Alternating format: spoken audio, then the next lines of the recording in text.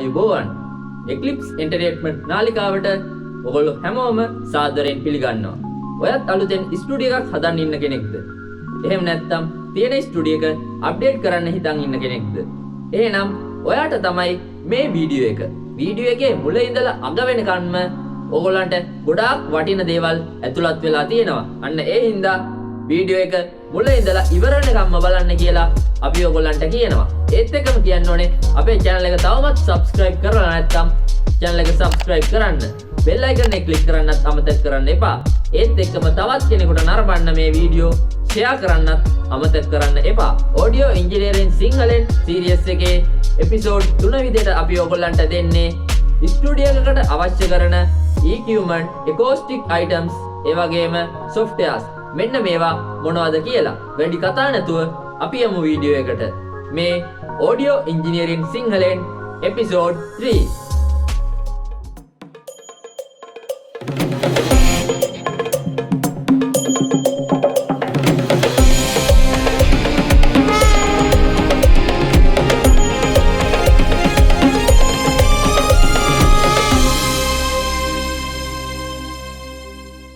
අද අපි මුලින්ම කතා කරමු ස්ටුඩියෝ එකකට අවශ්‍ය කරන equipment මොනවද කියලා.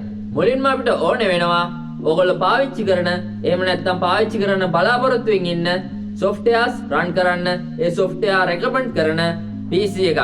මෙන්න මේ PC එක ඔයගොල්ලෝ පාවිච්චි කරන්න බලාපොරොත්තුෙන් ඉන්න hardware වලටත් support කරන්න ඕනේ කියන එක අමතක කරන්න එපා. ඒත් එක්ක මේ PC එක Windows ද Mac ද කියන එක ඔයගොල්ලන්ට කැමති පරිදි තෝරගන්න පුළුවන්. ඊට පස්සේ අපිට ඕනේ වෙනවා audio interface එකක් එහෙම නැත්නම් sound card එකක්. අපි මේ ගන්න PC එකේ inbuilt sound card එකක් තියෙනවානේ.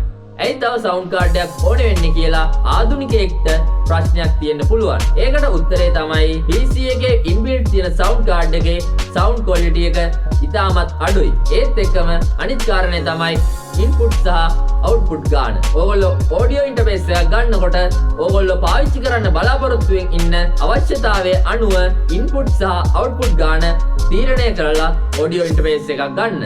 උදාහරණයක් විදිහට ගත්තොත් අපි 2in 2 out sound card එකක් ඕගොල්ලෝ ගත්තොත් ඕගොල්ලන්ට හම්බ වෙන්නේ input දෙකයි output දෙකයි. මෙන්න මේකෙන් ඕගොල්ලන්ට එකපාර ලොකු session එකක් multi track record කරනවා වගේ වැඩක් කරන්න බෑ. ඒත් එක්කම ඔයගොල්ලෝ 5.1 system එකකට යන්න හිතාගෙන ඉන්නවා නම් මේ sound card එක අරගෙන ඒ වැඩේ කරන්නත් ඔයගොල්ලන්ට හැකියාවක් ලැබෙන්නේ නැහැ. අන්න ඒ නිසා හොඳට තීරණය කරලා හිතලා බලලා sound card එකක් ගන්නකොට ගන්න ඕනේ inputs ගානයි outputs ගානයි ඔයගොල්ලන්ගේ අවශ්‍යතාවයට සරිලන පරිදි. sound card එකක් ගන්නකොට sample rate වගේ කාරණා ටිකකුත් බලන්න තියෙනවා. මෙන්න මේවත් බලලා ඔයගොල්ලෝ sound card එකක් ගන්නකොට හරි තීරණයක් අරගෙන sound card එකක් ගන්න. මේක තමයි ඔයගොල්ලන්ගේ system එකේ වැදගත්ම equipment එක. ඊළඟට අපිට ඕනේ වෙනවා studio monitors.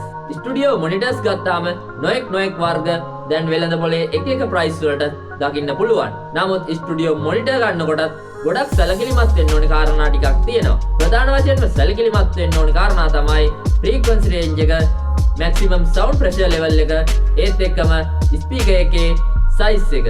speaker එකේ size එක ගත්තාම ඕගොල්ලන්ට ලොකු room එකකට නම් පොඩි speaker එකක් එහෙම නැත්නම් පොඩි monitor එකක් හරියන්නේ නැහැ. ඕගොල්ලන්ගේ room එක පොඩි නම් ඒකට ගොඩක් විශාල monitors දාගන්නත් තේරුමක් වෙන්නේ නැහැ. අන්න ඒ නිසා මෙන්න මේ කාරණා සියල්ලක් හොඳින් බලලා තමයි speaker එකක් ගන්නකොට ගන්න ඕනේ. ඕගොල්ලෝ mix and mastering කරන කෙනෙක් නම් ඕගොල්ලන්ගේ speaker system එකට subwoofer එකකුත් අවශ්‍යයි කියලා මම recommend කරනවා.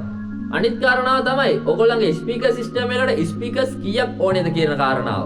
අද ලෝකේ මොනෝ ස්පීකර් සිස්ටම්ස් වල ඉඳලා Dolby Atmos systems දක්වා ලොකු පරාසයක පැතිරිලා තියෙනවා. අන්න ඒ නිසා ඔයගොල්ලන්ගේ ස්ටුඩියෝ එකේ මොකක්ද හදන ස්පීකර් සිස්ටම් එක කියලා මුලින් තීරණය කරලා ඉන්න. ඊට පස්සේ ඕගොල්ලන්ට පුළුවන් ඒ ගැන රිසර්ච් එකක් කරලා ස්පීකර් සිස්ටම් එක මොන වගේ වෙන්න ඕනේද කීයක් ස්පීකර්ස් ඕනේද මොන වගේ ස්පීකර්ස්ද මේකට ඕනේ කියලා තීරණය කළා නිවැරදිව හිතලා බලලා නිවැරදි සයිස් වලින් නිවැරදි ෆ්‍රීකවන්සි රේන්ජ් යටතේ quality speakers branded speakers ඔයගලන්ට ගන්න පුළුවන් වෙනවා. මේ ස්පීකර් සිස්ටම්ස් ගැන සවිස්තරාත්මක වීඩියෝ එකක් ඉදිරියේදී අපි ඔයගලන්ට අරන් එන්නත් බලාපොරොත්තු වෙනවා.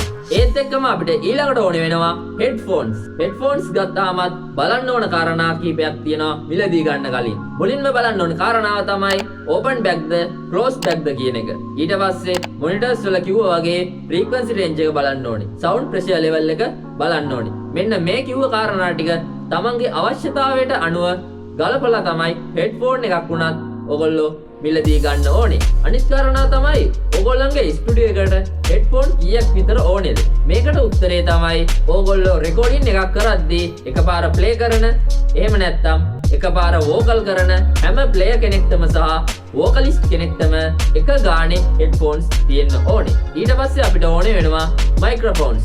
මයික්‍රොෆෝන් එක තමයි රෙකෝඩින් ක්වොලිටි එකට ඩිරෙක්ට්ම බලපාන equipment එක. අන්න ඒ නිසා මයික්‍රොෆෝන් එකක් මිලදී ගන්නකොට ඔයගොල්ලෝ පාවිච්චි කරන්න හිතන් ඉන්න සවුන්ඩ් සෝස් එක අනුව මයික්‍රොෆෝන් එකක් මිලදී ගන්න ඕනේ. ලෝකයේ ගොඩක් මයික්‍රොෆෝන්ස් වර්ග තියෙනවා. ඒ වුණාට හැම මයික්‍රොෆෝන් එකක්ම හැම සවුන්ඩ් සෝස් එකකටම දාන්න බෑ. අපේ සවුන්ඩ් සෝස් වලට වෙන වෙනම මයික්‍රොෆෝන්ස් වර්ග තියෙනවා. ඒත් එක්කම මයික්‍රොෆෝන් එකක් ගන්නකොට බලන්න ඕන කාරණා ටිකක් තියෙනවා. ඒ තමයි frequency range එක, polar pattern එක, microphone type එක, maximum sound pressure level එකත් බලන්න ඕනේ. අපි ඉදිරියේදී අනිවාර්යයෙන්ම ඔයගොල්ලන්ට microphones ගැන මොනවද මේ polar pattern කියන්නේ, මොනවද මේ frequency range කියන්නේ, මොනවද microphones type, maximum sound pressure level එක කියන්නේ මොකද්ද? මෙන්න මේක පිළිබඳව සවිස්තරාත්මක වීඩියෝ එකක් අපි ඔයගොල්ලන්ට ඉදිරියේදී ගෙන්න බලාපොරොත්තු වෙනවා. ඊට පස්සේ ඔයා composing පැත්තට යනවා නම් ඔයාට ඕනේ වෙනවා MIDI controllers එහෙම නැත්නම් MIDI keyboards. ඊළඟට ඔයා mixing mastering පැත්තට යන කෙනෙක් නම් ඔයාට control surface එකක් ගොඩක් වටිනවා. මෙන්න මේවා පිළිබඳව අපි ඉදිරියේදී එකින් එක වෙන වෙනම විස්තරාත්මකව ගෙන එන්න සූදානම්. මේට අමතරව ඔයගොල්ලන්ට ස්ටුඩියෝ එකට DI box, ඒ වගේම preamps, ඒ වගේම patch bass, cables, microphone stands, notation stands වගේ දේවලුත් අවශ්‍ය වෙනවා.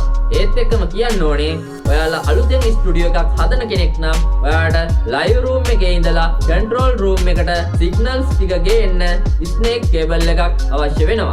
ඔයගොල්ලෝ ඇනලොග් ඔඩියෝ සෙටප් එකකට යන්න බලාපොරොත්තු වෙනවා නම් ඕලන්ට ඇනලොග් මික්සින් කන්සෝල් එකක්, ඒ වගේම කම්ප්‍රෙසර්ස්, ලිමිටර්ස් වගේ ඩයිනමික්ස් යුනිට්ස්, ඒ වගේම ඉෆෙක්ට් ප්‍රොසෙසර්ස්, ඉක්වලයිසර්ස් යුනිට් වගේ හાર્ඩ්වෙයාර් ඩිවයිස් ටිකකට ඔයගොල්ලන්ට ආයෝජනය කරන්න වෙනවා. මෙන්න මේ වගේ ස්ටුඩියෝ ලංකාව තුල දකින්න හම්බ වෙන්නේ ඉතාමත් අඩු වශයෙන්. ඒකට හේතුව තමයි ඇනලොග් ඩිවයිසස් වලට යනකොට ගොඩක් ලොකු වියදමක් දරන්න වෙන එක. හරි, දැන් අපි බලමු අපිට ඕන කරන software මොනවද කියන එක. අපිට මුලින්ම ඕන වෙනවා digital audio workstation එකක්. ඒ කියන්නේ DAW එකක්. DAW එකක් කියන්නේ මොකක්ද කියලා අපි කලින් වීඩියෝ එකක විස්තරාත්මකව කරලා තියෙනවා. දැන් ඕගොල්ලන්ට මේ උඩ එන link එකෙන් ගිහිල්ලා ඒ වීඩියෝ එක බලන්න පුළුවන්. එහෙම නැත්නම් අපි description එකේ link එක දාලා තියන්නම් ගිහිල්ලා බලන්න. ඊට පස්සේ අපිට ඕන කරනවා DAW එකට support කරන plugins. support කරනවා කියන එකට උදාහරණයක් වශයෙන් ගත්තොත් Cubase වලට support කරන්නේ VST plugins වගේම Pro Tools වලට support කරන්නේ AAX කියන plugin format එක තියෙන plugins විතරයි. ඊළඟ වැදගත්ම කාරණය තමයි power supply. අපිට equipment වලට නිවැරදිව power දෙන්න නිවැරදිව සකස් කරගත් power cord වගේම power cables අවශ්‍ය වෙනවා. මෙතනදී power line එකට power line filter එකක් දාගන්න පුළුවන් නම් ගොඩාක් වටිනවා. ඊළඟ කාරණාව තමයි room එක සහ acoustic කියන දේ. මම දැකලා තියෙනවා සමහරක් අය කියනවා දිගින් වැඩි බලලින් අඩු room එකක් වෙන්න ඕනේ කියලා audio studio එකක් හදන්න නම්. නමුත් ඒක එහෙම වෙන්න ඕනේ නැහැ කියලා මම කියනවා. ඕනෑම room එකක් studio එකක් කරන්න ඕනේ තරම් acoustic treatment තියෙනවා. studio එකක acoustic treatment වලට අවශ්‍ය කරන acoustic panel මොනවද? සරලව කිව්වොත් අපිට absorption panel ඕනේ වෙනවා. diffuser panel ඕනේ වෙනවා. ඒ වගේම අපිට bass traps ඕනේ වෙනවා. මෙන්න මේවා තමයි සරලව අපිට කියන්න පුළුවන්. මෙන්න මේ panel සකස් කරන විදිය වගේම acoustic treatment කරන්නේ කොහොමද? studio acoustic කියන්නේ මොකක්ද කියන එක ඉදිරියේදී අපි විස්තරාත්මකව අරන් එන්න බලාපොරොත්තු වෙනවා. ඔයගොල්ලන්ට දැනගන්න තවත් අවශ්‍ය කරන දේවල් තියෙනවා නම් පල්ලෙහා තියෙන comment section එකෙන් දාගෙන යන්න. අපි ඒවටත් උත්තර ළඟදීම අරන් එන්න සූදානම්. අද කතාවේ අවසාන සහ වැදගත්ම කාරණාවටයි මේ එන්න සූදානම්. ඕගොල්ලෝ අමාරුවෙන් එකතු කරගත්ත සල්ලි වලින් බ්‍රෑන්ඩඩ් ඉක්විප්මන්ට් එකක් ගන්න. කවදාවත් ඩුප්ලිකේට් ඒ වගේම හයි කොපි වලට අහු වෙන්න එපා. ලංකාවේ ගොඩක් මේ ඩුප්ලිකේට් හයි කොපි කියන දේ පැතිරිලා තියෙනවා. අන්න ඒ නිසා ඒවට අහු නොවි බ්‍රෑන්ඩඩ් ඔරිජිනල් ඉක්විප්මන්ට් එකක් මිලදී ගන්න වෙලාවේ. එතකොට තමයි ප්‍රොඩක්ෂන් ක්වොලිටි එක වැඩි වෙන්නේ. ඒත් එක්කම ඔයාට වැඩි කාලයක් පාවිච්චි කරන්න පුළුවන් වෙන්නේ එතකොට තමයි. අන්න ඒ නිසා බ්‍රෑන්ඩඩ් ඔරිජිනල් ඉක්විප්මන්ට් එකක් ගන්න විශ්වාසවන්ත තැනකට යන්න කියන එක ආධුනිකයන්ට කියන්න ඕනේ. නැත්නම් ගොඩක් දෙනා කරන්නේ මෙන්න මේක හොඳයි කියලා ඔයගොල්ලන්ට ගියාට පස්සේ දීලා ඉවරන එක විතරයි. ඔයගොල්ලෝ දැනගෙන ගියොත් එහෙම නැත්නම් විශ්වාසවන්ත තැනකට ගියොත් විතරයි ඔයගොල්ලන්ට හොඳ ඔරිජිනල් බ්‍රෑන්ඩඩ් දෙයක් ගන්න පුළුවන් වෙන්නේ. ගොඩක් ලංකාවේ මෙන්න මේ වගේ බිස්නස් තමයි වැඩි. අන්න ඒ නිසා මම නම් විශ්වාසවන්ත සුවදශීලී බ්‍රෑන්ඩඩ් ඔරිජිනල් උපකරණ තියෙන නියම තැනක් විදියට Pearl Bay Music Store කියන එක රෙකමන්ඩ් කරනවා. මේක තියෙන්නේ මහර්ගම ප්‍රදේශයේ. ඔයගොල්ලන්ට දැන් තිරේ දිස්වන දුරකථන අංක ලිපිනය සහ වෙබ් අඩවිය ඔස්සේ මේ Pearl Bay Music Store කියන එක සම්බන්ධ කරගන්න පුළුවන්. කිසිම දෙයක් නොදන්න ආධුනිකයෙක්ට වුණත් ගිහින් බය නැතුව ගන්න පුළුවන් තැනක් තමයි මේ Pearl Bay Music Store කියලා කියන්නේ. මෙතනට ගියාම ඕගොල්ලන්ට අවශ්‍ය කරන දේ අවශ්‍යතාවය අනුව නිවැරදිව ගන්න එතන ඉන්න ඔඩියෝ ඉන්ජිනියර්ස්ලා වගේම ටෙක්නිකල් ඔෆිසර්ස්ලාගේ සහායත් ඕගොල්ලන්ට නිරන්තරයෙන්ම ලැබෙනවා. අන්න ඒක නිසායි ආධුනිකයෙක් වුණත් බය නැතුව යවන්න පුළුවන් නියම තැනක් කියලා මම රෙකමන්ඩ් කරන්නේ. අන්න ඒ නිසායි මම ඕගොල්ලන්ට අවශ්‍ය වෙලාවේ මේ දේ කියන්න හිතුවේ. හරි එහෙනම් අදට මෙන්න මේ ටික තමයි කියන්න තියෙන්නේ. අද වීඩියෝ එක ගැන කියන්න තියෙන අදහස්. ඒ වගේම ඔයගොල්ලන්ට මේ ඔඩියෝ ඉංජිනේරින් පිළිබඳව තව දැනගන්න ඕනේ මොනවද කියලා පල්ලෙහා තියෙන කමෙන්ට් සෙක්ෂන් එකේ දාගෙන යන්න. අපි අනිවාර්යයෙන් මේවට ඔයගොල්ලන්ට උත්තර අරන් එන්න සූදානම්. ඒත් එක්කම කියන්න ඕනේ අපේ channel එක තවමත් subscribe කරලා නැත්නම් subscribe කරන්න. bell icon එක click කරන්නත් අමතක කරන්න එපා. තවත් මේ වීඩියෝ එක වැදගත් කියලා හිතෙන අය ඉන්න පුළුවන්. අන්න ඒ නිසා ඒ අයට බලන්නත් මේ වීඩියෝ එක share කරන්නත් අමතක කරන්න එපා. ඊළඟ වීඩියෝ එකෙන් ඉතාම ඉක්මනින් හමු වීමේ බලාපොරොත්තුවෙන් අදට අපි ඔබෙන් සමුගන්නවා. සුබ දවසක්.